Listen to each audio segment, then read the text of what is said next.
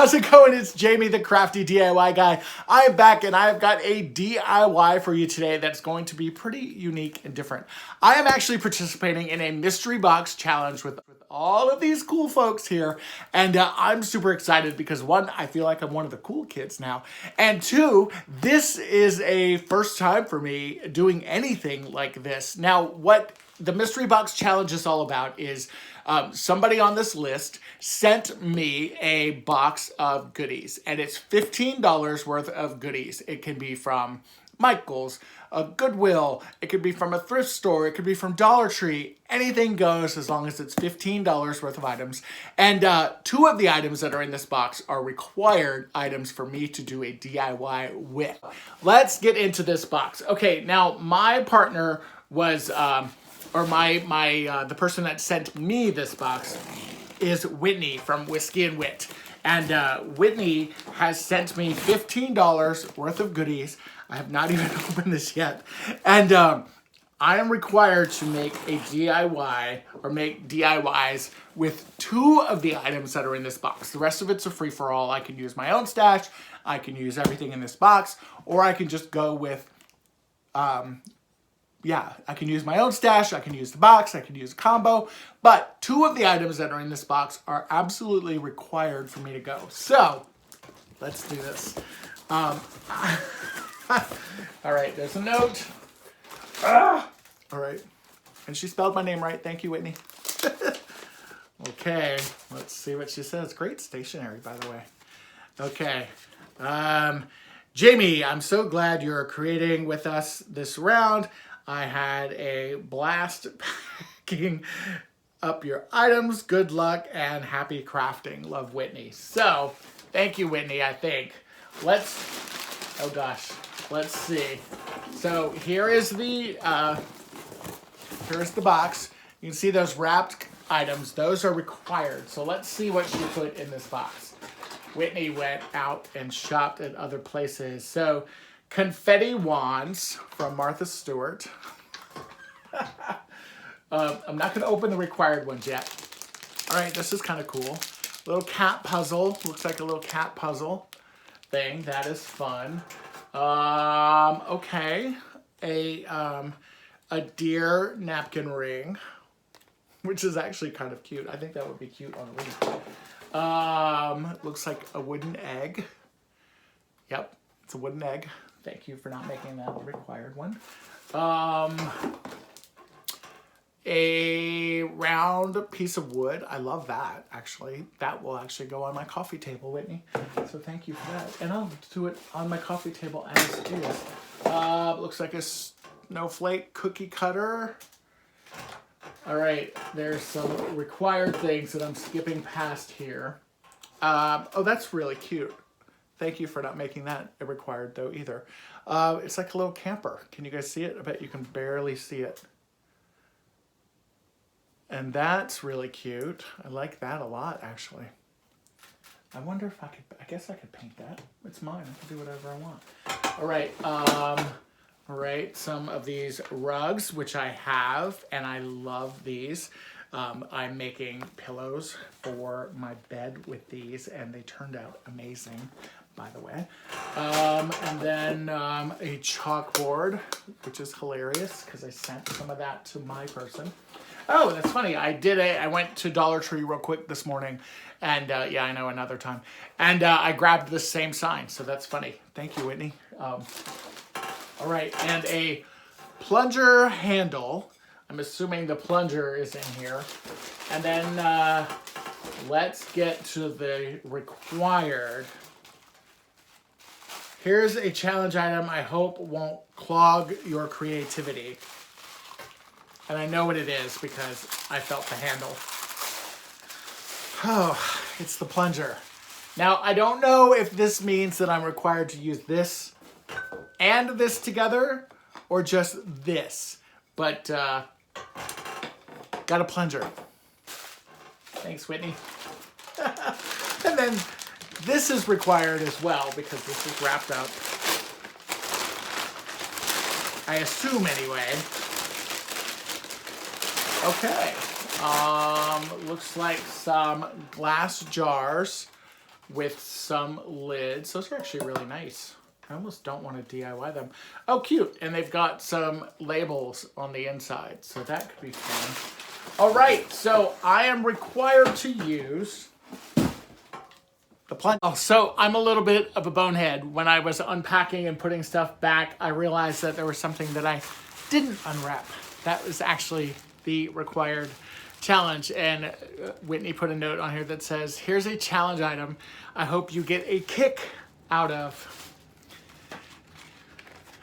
And it's these like sports, they're sports discs. I don't play sports.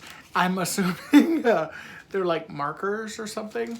So my two required challenge items are this and the plunger, which I don't know where I put it. So this and the plunger are the required items. This and the plunger. All right, now we'll get into some DIYs. As I mentioned, this is a mystery box challenge with all of these amazing creators. Be sure to follow the link in the description box below to our playlist and check out what everybody received and what everybody made. Right, everyone, and for the mystery box challenge, I'm going to be using those sports discs that Whitney from Whiskey and Wit sent me. I'm also going to be using 2 of these puck lights from Dollar Tree. I did add batteries to both of those. And then these wooden discs that I had, 2 of these lids, and then I have 2 glass vases that are 2 different sizes. You can either use 2 different sizes or both the same size. For the sports disc, I'm going to go ahead and glue this lid on the top of that, or what's going to be the top of mine anyway. And it doesn't fit perfectly down in here, but it will hold fine with some glue. I'm using my Shore Bonder glue, and I'm just using that fine print or fine tip glue gun, and just going around the edges of the lip of that lid from that, it was from a jar. I'm pretty sure it was a jar that I picked up from Dollar Tree. And all I'm doing is gluing that plastic disc just directly on top of that, kind of like so. And then once that has set, I'm going to go ahead and do it with the second one. Now I'm going to be taking that wooden disc that I had, and I am going to be gluing it on the inside of the sports disc. And so I'm just kind of taking that glue gun once again, doing it right on the edge, and then holding it down in there. And then I am going to add some extra glue just right around the edge there to make sure it's good and solid. For the vases, I am going to use some painter's tape, and I am going to tape off a little section of this on both of the vases because I want to put a gold stripe along the bottom there. First, I'm going to go ahead and take my disc outside. It's actually getting dark. I'm going to spray the underside silver, and then while that's drying, I went back inside, and I'm going to be using this gold folklore paint that is good for all surfaces, and I am just going to go around the bottom of that painter's tape, kind of like so. Now, a little bit of a tip I did use here that I didn't show. Take some Mod Podge and go over your glass vase or your glass surface first, and then add this metallic paint. It will adhere so much easier, and it definitely works. I only had to do 2 coats. It was a great way to do it, so I highly recommend that. It's getting dark outside, but I went outside with my light, and I am just spray painting my disc now a dark midnight navy. I was going to go with black, but I didn't have black, but this navy will actually go really well in my living room. Once the gold paint had dried, then I'm going to go ahead and peel away that painter's tape, and it gives me a nice clean edge, which I appreciated so much. And then for the actual lids themselves, or for the bottoms of those, I did decide to go ahead and paint those gold as well. That way everything would reflect really nicely on here. And I just used my heat gun just to kind of speed up that process. Now my lids are dry, and I'm going to take those puck lights that you had from Dollar Tree, and all you have to do is peel this little sticky back thing off of here. And it will be sticky, but I am going to add some glue just to make sure that it's good and solid. And this will allow you, this will come off and on, so you can change the batteries really easy in these. And I'm going to hold those into place, make sure that they are nice and dry and perfectly lit. And I am going to add those to the tops of my vase, kind of like so, to create 2 little cool accent lamps that are going to sit on my fireplace. What do you guys think about these? Whitney, I think I did pretty good with challenge number 1. All right, everyone, and for the next challenge item, we're going to be using that plunger that Whitney from Whiskey and Wit sent me. Also, I'm going to be using some of this nautical rope. I'm also going to be using 2 of these Dollar Tree bamboo cutting boards. I also grabbed a package of these emergency candle lights. You can get these in a double pack now for $1. And then I'm also grabbing 2 of these small blocks. And then I decided to add another plunger to the challenge to round it off. So for this project, first we're going to take our plunger, separate it from the handle if it's not already done, and we're going to take that little wood block that you can pick up at Crafter Square from Dollar Tree, and we're going to glue it on the inside of this plunger. Now, I do probably recommend, kind of in hindsight, looking at this, I would probably use like an E6000 instead of that super glue, but the super glue did end up holding fine. It just kind of acted kind of funny against the rubber. Also, if you could find a larger block that would cover that toilet bowl, I don't know what that thing is called, that thing where I just stuck the square. If you can find a bigger square to go over top of that instead of putting it in the hole, I think that would make it for a better look. But this ended up working out fine. So just kind of adjust it, make sure it's nice and flat, and then repeat it with your second plunger. Again, I would probably go with the E6000 for this, but the super glue ended up working out just fine. Once that glue is nice and set, I'm going to take my bamboo cutting boards and I'm going to once again add some super glue to this. I also added some hot glue from my Surebonder glue gun and made sure not to mix them, but to put them kind of in opposite corners. And then I just glued this down on top of the bamboo cutting board and repeated that twice. If you have ever tried to do a DIY project with these plungers, you know that these labels can be a pain in the booty. So to remove them, I recommend using a heat gun. It will activate that glue and allow you to remove this fairly easily. Now for this next part, I did at first use my kind of super glue and hot glue combo. It didn't work out well though, so I would highly recommend that you use some E6000 quick hold. That's what I ended up ultimately using for this. I took my 2 dowel rods, I marked on them evenly so they would have even placement on the wall and when they were hanging next to each other. And then I added some E6000. I taped that up and I made sure that I propped it up properly to make sure everything was holding and in place. I did let this sit overnight, by the way. The emergency candles I used are great, and what's so great about them is that they come with this little holder.